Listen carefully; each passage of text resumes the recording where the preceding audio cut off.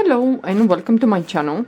For those of you that you're interested how to do this stitch, I have it on my other channel, Scorpio Rising.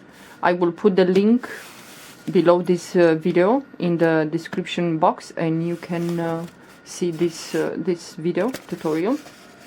So if you like to work this for a infinity scarf, this stitch, or a headband, you can go there and check the stitch. This headband I worked with 3.0 millimeter crochet hook. The yarn recommended this crochet hook.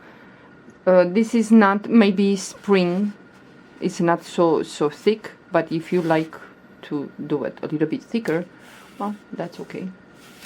You can choose the yarn size that you like. Yeah, you can give it a try. You might like to work with this stitch for whatever project you choose. Yeah. Well, thank you for watching. Hope you go and check the stitch out. Bye bye.